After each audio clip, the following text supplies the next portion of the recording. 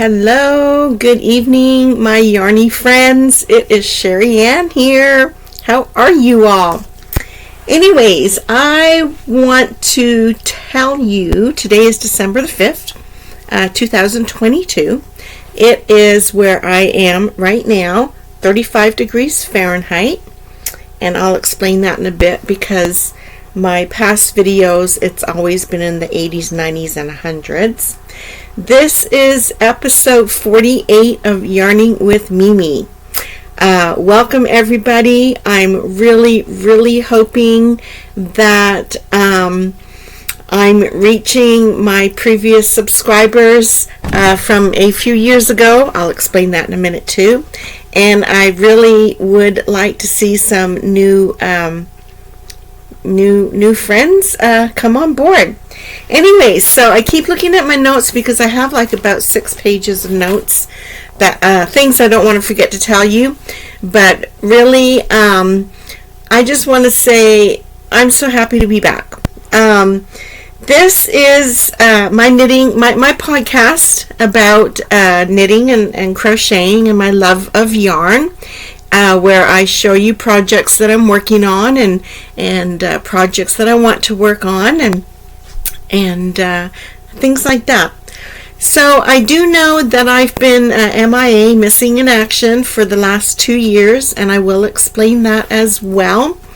But let me just start the introduction to remind you who I am and where I'm coming from, and also to explain who I am to any new subscribers I might have. So my name is Sherry Ann, and this is my podcast, Yarning with Mimi.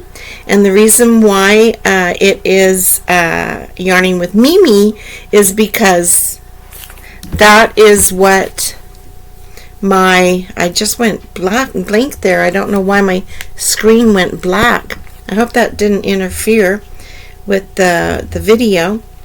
So anyways, Yarning with Mimi, and I call it Mimi because that's what my grandchildren call me. They call me Mimi, and I really do like that. So anyways, my last podcast, for those of you that have been following me, was back in November of 2020. So 2 years ago was my last podcast. Several times I was planning on making a podcast, and I never did get around to it. But I will tell you, oh boy, holy moly, a lot sure has happened in those 2 years.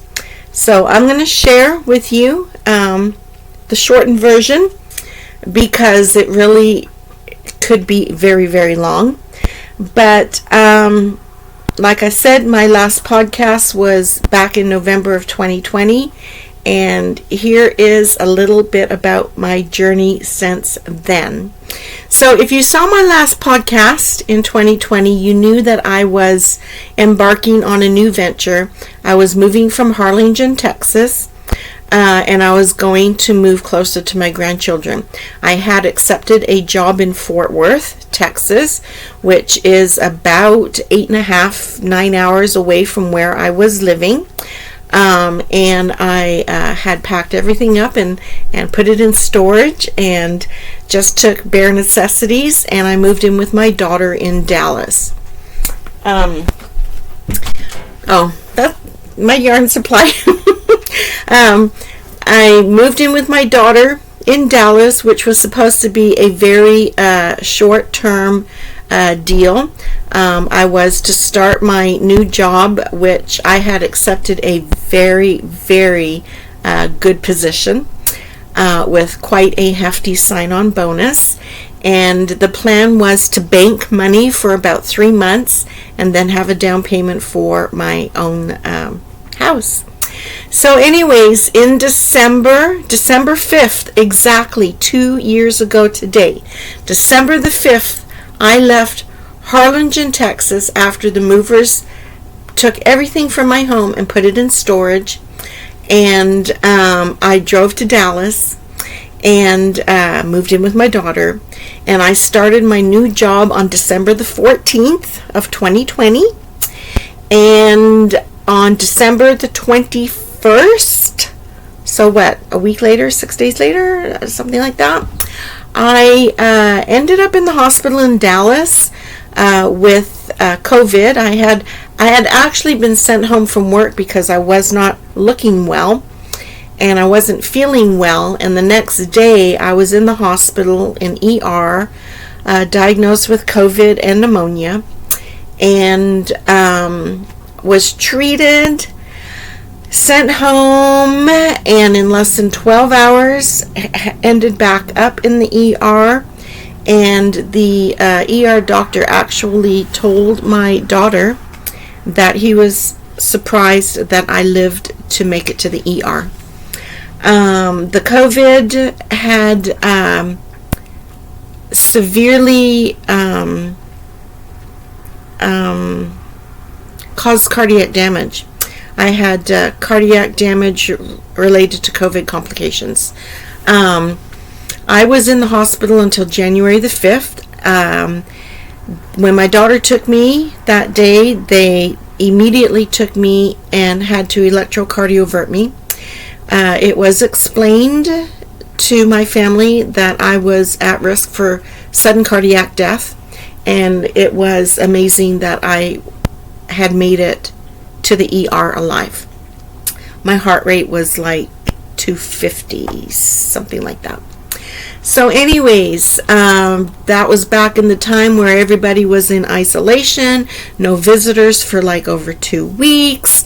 I was on drips, IV Lasix, IV steroids. Of course, that jacked my sugars up over the 400s. I was getting insulin 4 times a day.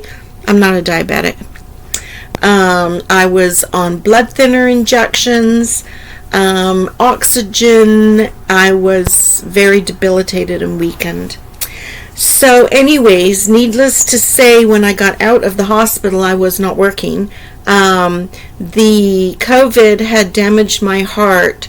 I had severe congestive heart failure. My ejection fraction, which a normal person's is about 70, mine was at 35 upon admission and dropped down to 26, which is life-threatening, very low cardiac output. I had like cardiac MRIs, CT of the hearts, several echocardiograms, every few days 12-lead EKGs, so many consultations. Anyways, I finally recovered to the point of being able to be discharged on January the 5th of 2021 with a life vest. A life vest is essentially like, if you don't know what it is, you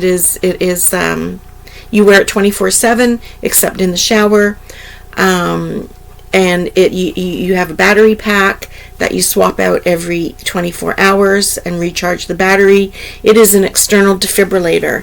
You know, on the TV shows where they put the pads on the person and they get the paddles and they go clear and zap the person. Well, I had pads on me on the front, the back, electrodes, and I wore that life vest from January the 5th until June the 24th.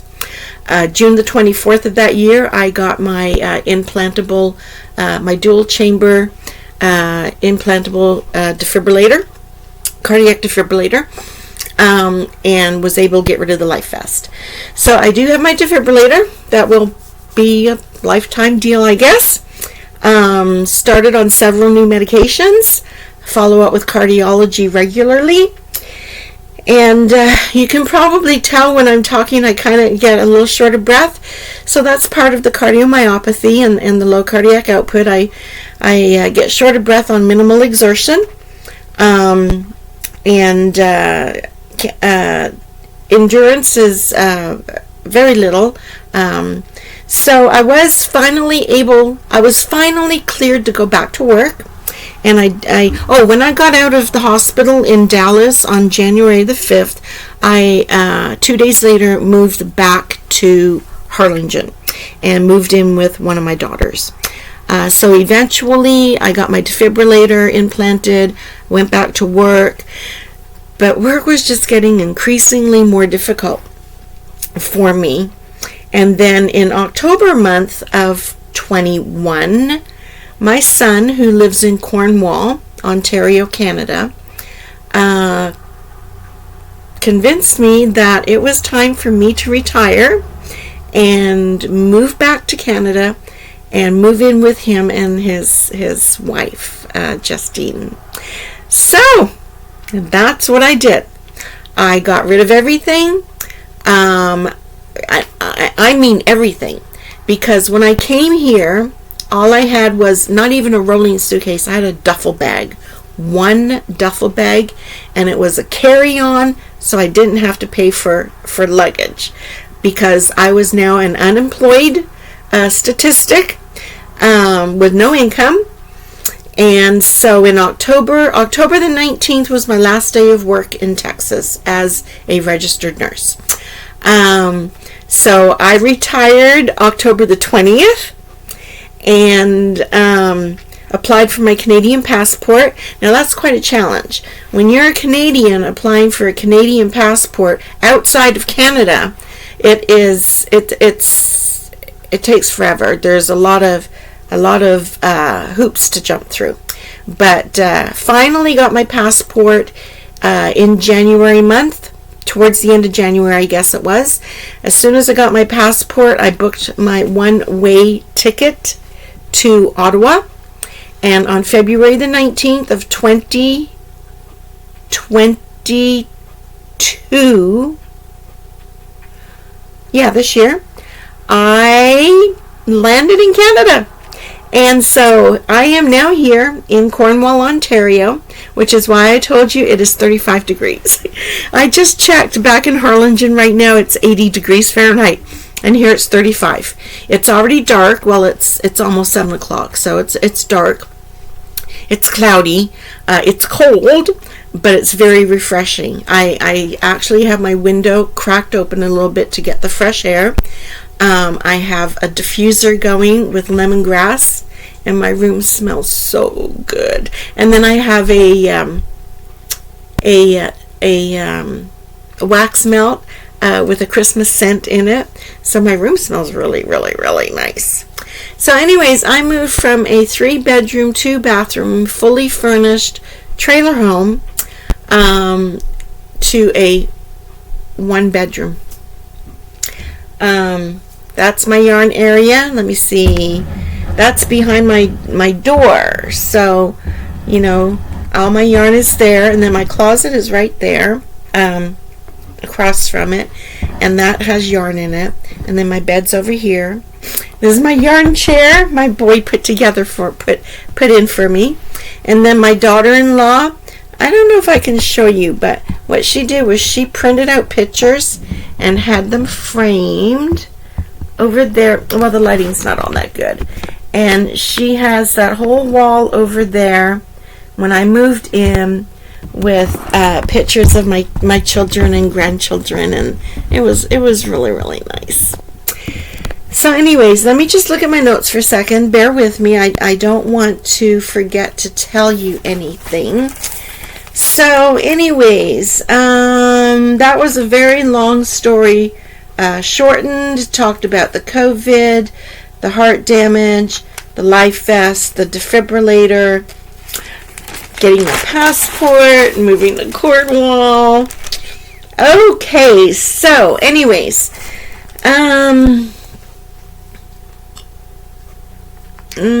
told you about the room. I really do love my little space. So anyways, I have not worked since October of 21, so over a year now, because we're already December month. I had been trying to find a job, not in nursing, because I did not get my Ontario license, although I am still licensed in Texas. I was looking for more of an office type job, like maybe medical secretary or, like call center type thing. And I've had some interviews, and then oh, pardon me. That's part when I talk a lot. I yawn. I'm so sorry. Pardon me. I do not edit, by the way, because this I'm on a Chromebook or whatever you call it, and I can't even stop. If I stop videotaping, it's not like I can continue. I stop, that's the end of it, and then when I start again, I'm starting a whole new one, and I don't know how to splice them together. I guess I should figure that out, right? So anyways, I have finally just this week, realized and I guess accepted, because I have been very disappointed in myself with my limitations. My osteoarthritis has worsened over the last 2 years. I don't know if the COVID exacerbated it or what, but I just recently I've been going to a chiropractor and getting acupuncture. I'm taking naproxen, but I'm not supposed to be taking that because it affects the liver, and so I really have to watch my liver enzymes. Naproxen really seems to be the only thing that helps me, though. But my hip pain is so severe that I can hardly walk, and I cannot do stairs. Standing up at the kitchen sink to do dishes is a chore. I have to break things down in smaller tasks because I cannot stand very long. Getting up from this chair is very challenging for me. My son has gotten me a walker, which like if we were gonna go for a walk down by the lake or around the park, then I'll use the walker to walk along the walkway. But if I go to like Walmart, pushing the cart is okay. That helps me. It provides steadiness for me. But still, the pain is there. But I just tolerate it. Sometimes the pain is so severe in my hips. I cannot sleep. I cannot lay down. It just hurts and throbs, and I can spend days crying, especially during flare-ups. So the chiropractor ordered some X-rays for me, because when he did his assessment, he could not complete his assessment because the range of motion wasn't there. It was too painful.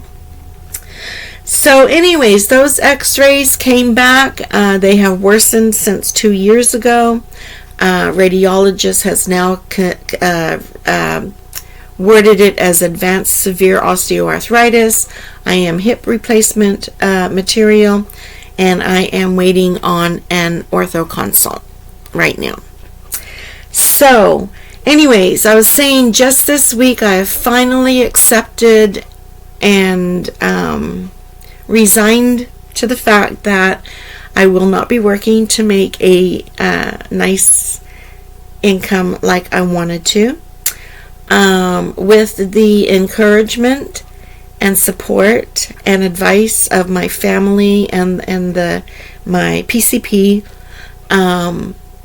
all feel that applying for disability is not unreasonable.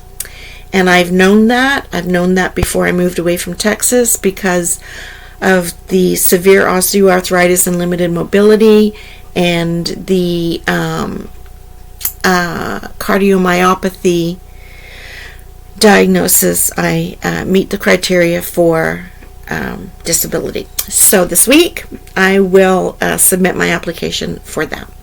So no working.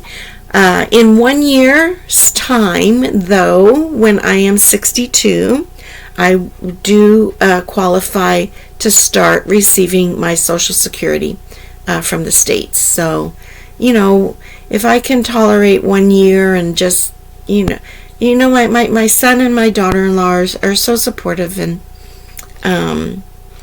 get me what I need, and they even had a yarn supply waiting for me when I moved here in February, because they knew I was starting from scratch. I am getting a little bit of assistance from the government. I am getting a little bit of an income. Not much, but it helps that I at least have the money to get my necessities, like the things that I need, like deodorant, toothpaste, shampoo, some foods that I like, and I help with the food, and it helps with my medications, so that's helpful. But when my Social Security kicks in, that'll be really a whole lot better. Okay, so talked about that. Anyways, I told you, and not having to worry about, I've been looking for jobs for months, applying, having telephone interviews, Zoom interviews. I've had 2 in-person interviews. The problem is here, we're right on the Quebec border, so just like being down in Texas, they want bilingual, but bilingual is English-Spanish. Here they want bilingual, but it's English-French. I do not speak French. So a lot of the jobs that I probably could have gotten, I can't get because I don't speak French. So the positive side to that is, for so long I have been wanting to concentrate on starting a little business, a yarny business, even if it's an at home. Maybe I can explore Etsy, I don't know, or what's the Facebook one? I can't remember. But I've discovered Marketplace, several community Facebook pages where people sell things. So I'm going to take that time now and concentrate on maybe trying to make an income with my yarny creations. Also, I want to create another nonprofit organization. There is a lady here, or a group here in Cornwall, that you've heard of Warm Up America. Well, they have created Warm Up Cornwall, and what they do is they do hats and mittens and scarves. Well, I think what I want to do is blankets for Cornwall. So anyways, I'm going to kind of check out the need for that. I know there's a need because the shelters around here advertise and they need things. So what I think I would like to do is create my own little business, Blankets for Cornwall.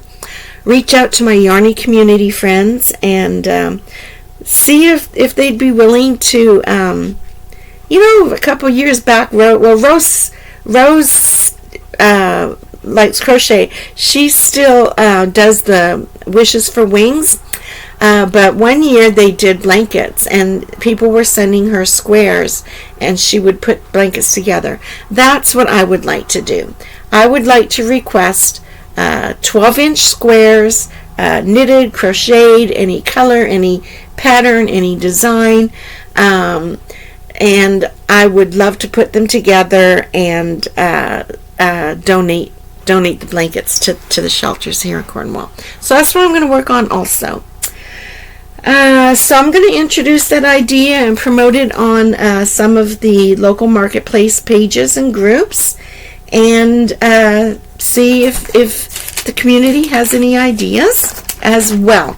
And please, if you have ideas or suggestions for me, shoot them my way, because I want to be busy. I want to contribute to the community, pay back, and do what I can.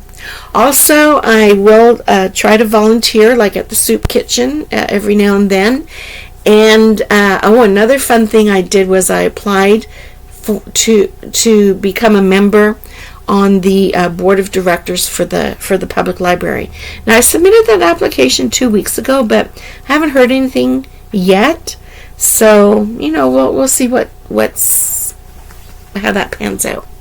Okay, so I guess that's it. That's it for an update on my life and a health update.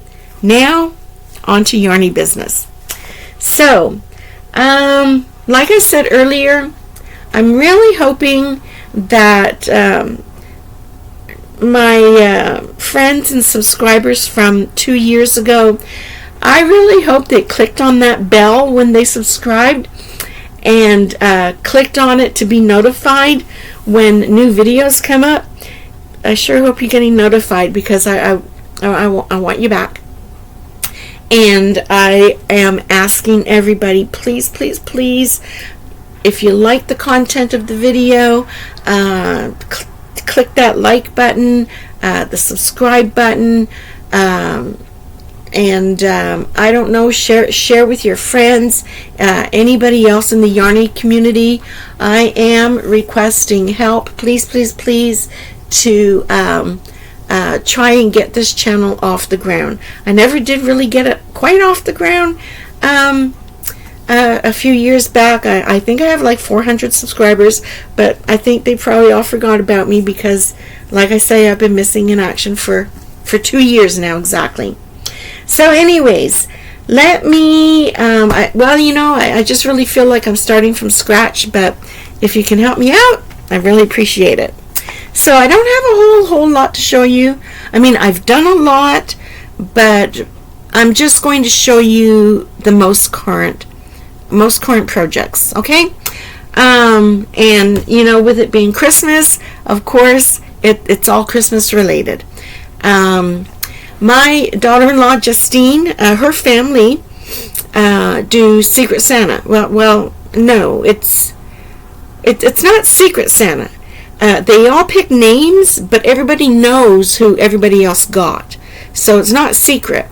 Anyways, they included me this year, which is so fun, and I got Justine's mother. And so for the mother, and the thing about it, this year the gifts are to be homemade. Now you know that's just right up my alley, right? So anyways, for Justine's mother, one, she is a Mickey Mouse fan, probably his #1 fan. So I need to find a pattern. If you can point me in the direction, I mean, I YouTube and Google, but if you know of any, I'd like to find a Mickey Mouse pattern and make her a Mickey Mouse. But the other thing I'm doing is I'm making her a scrappy blanket, or a scrap gan, or whatever you want to call it, because I've really, I was looking back on some of my pictures in my photo album, and I really do love my scrap blankets that I make. So it's not finished, but here's what it's looking like so far. Some nice colors, and so I'm making it to be, not really a bed blanket, but bigger than a throw, like, to get on the couch and cuddle up, but to be sure your feet are covered up and you can cover up your shoulders and arms and be warm. So that's one project I'm working on, the scrap blanket, and then remember, I want to do the Mickey Mouse. And so Justine has 2 sisters who are younger than her. Justine's 31, I think. And the 2 sisters have children. So Justine has nieces and nephews. And then Justine's parents have also adopted a daughter, a girl. So Justine's sister, or adopted sister, but she calls her sister. And she is 10 or 11. And then her niece is around the same age. So what I thought I would do for them is make them some fingerless mitts. And I'm going to show you the pattern. It's a red heart pattern that I actually got in Hobby Lobby probably 10 years or more ago. I don't know if you'll recognize it, but it's red. The yarn that they use is Red Heart and Soul sock yarn, which I don't think they make this anymore. But here is the pattern. Can you see that? Isn't that pretty? There's a glare, but the fingerless mittens, they work up fast. But here's the yarn I'm using. Now, this yarn is darn yarn. A while back, well, when I was in Texas, so like over a year ago, I had subscribed to the sock club, and this is one of the months that I got. And what it is, it's identical socks. They've wound it up in two balls, and so I'm using it to make those mittens. And here's one that I have already done. It is really nice. I love the cuff on it, but here's how it looks. And so here's the other one that I've started. And what you do is you make the mitten from the wrist up first, and then you finish off, and then you reattach the yarn and do the cuff. The cuff is front post, back post. Really nice. 3.5 crochet hook. Yeah, kind of small because it's sock weight yarn. So anyways, I'm making those for the girls. And then for all the boys, I thought I would make a skull beanie. See that? It's just a one-pager. Now, again, I got this. Okay, there's no date on it. I've had this for eons. And I'm going to yawn. Hang on. Oh my goodness, I'm so sorry. Please don't think I'm rude. It just happens because I get short of breath. But this beanie this pattern I've had for a long, long time, and I've made several of these hats. Now, there is a website up here. It's www.polarknit, polarknit.com. So it's a polar knit pattern, and it says it's world's only polar fleece yarn. Well, I've never heard of that before. But anyways, it's just a one-pager. And there's the graph. So I'm making the boys skull beanies. So I think that would be kind of cute, right? I think they'll like that. And then for the girls, also, you know, they're such girlies. I'm going to make them. I've had it on previous videos, the itty bitty kitty. Anyways, I don't have it with me now because I haven't made one. It is a YouTube tutorial, so just Google itty bitty kitty, and I'm going to make each one of the girls an itty bitty kitty. And it is. It's an amigurumi about, probably that big. Not even that big. Okay, so we talked about the blanket, the fingerless mitts, the skull beanies. Oh, and then for the women of the family, like Justine's sisters and her mother and grandmother, I'm going to make kitchen sets. And I already have like tons already made, but not the way I want them. So what I want to do is do 2 hot pads. This is the double layer hot pad with the thing to hold. So I want this is attached. So I want to do 2 hot pads, and then I want to make a set of coasters, like 4 coasters. And I tie them together with raffia. And then I also have in here, this is like a towel hanger. You put it over your oven door and slip your towel through here. And then to complete the set, I want to add a washcloth, or like a dishcloth. And so let me see, there's Chelsea and Jenna, the mom, and the grandma. So you make four sets of these. And I love making these, if you remember past videos, I'm always making hot pads or pot holders and washcloths, dishcloths. And then Justine's grandma, grandmother, which is her dad's mother, she really likes cows. And so I'm making her a cow,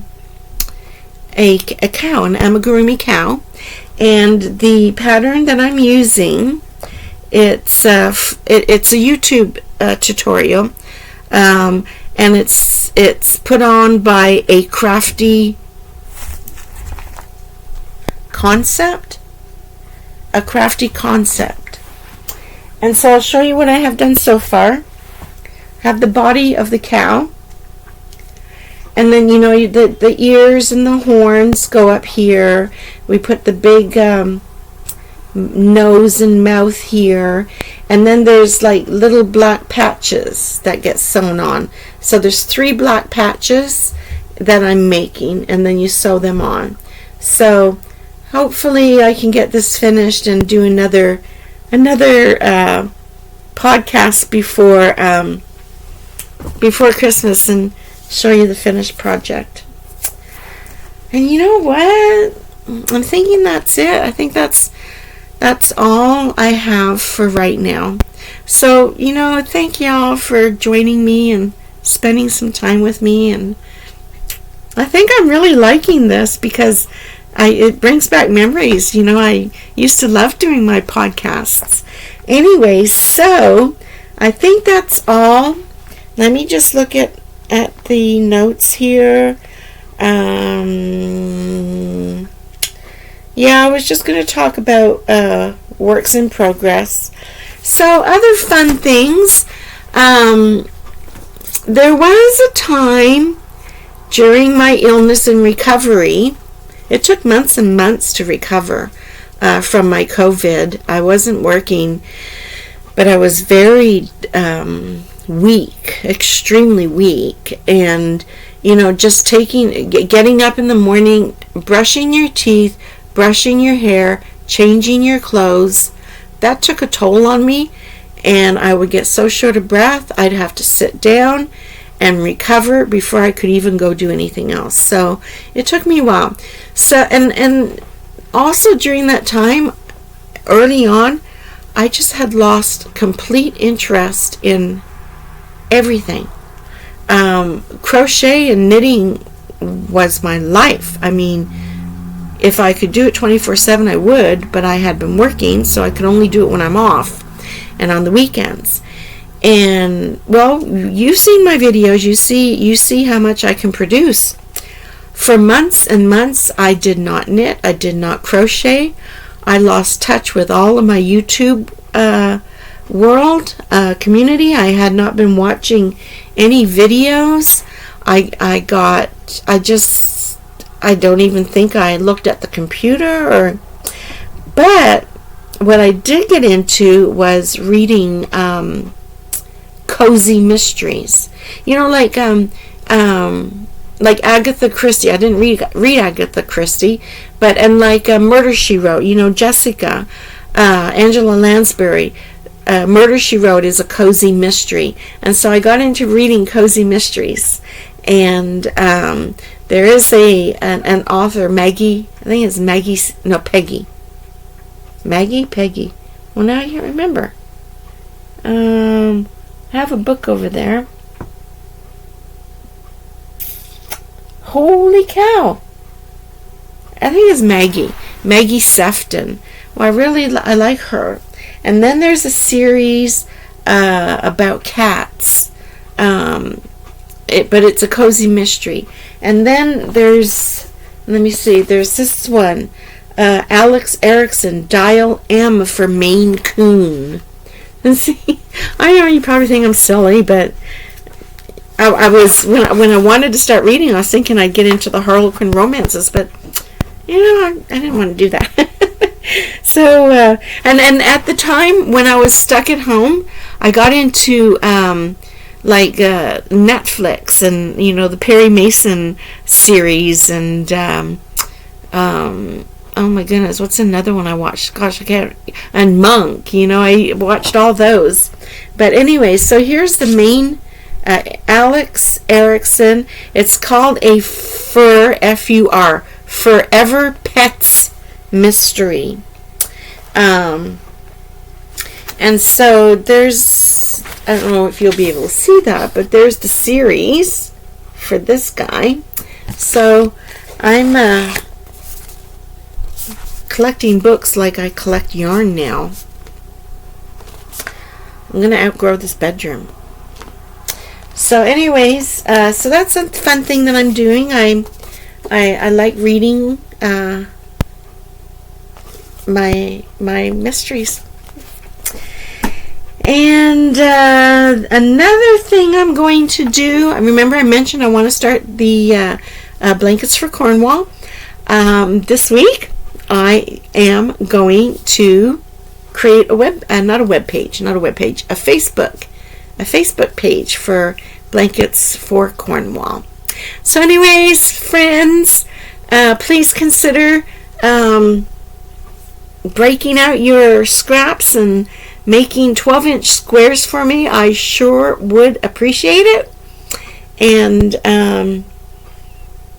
if you have any comments or any suggestions or recommendations,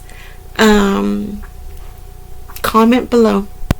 I will love reading your comments.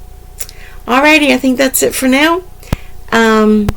Everybody be kind to each other, and I'm going to try and do this. I'm not going to promise you, but I don't have anything to do now except take care of Sherry Ann and clean the kitchen and cook meals for my son and Justine, and drink wine every now and then. and knit and crochet, and I'm going to try and do this maybe weekly. Wouldn't that be fun? I don't know if I would get enough stuff done during the week, though. We'll see. So anyways, let me know what you think. I'll talk to y'all later. Bye. Be kind.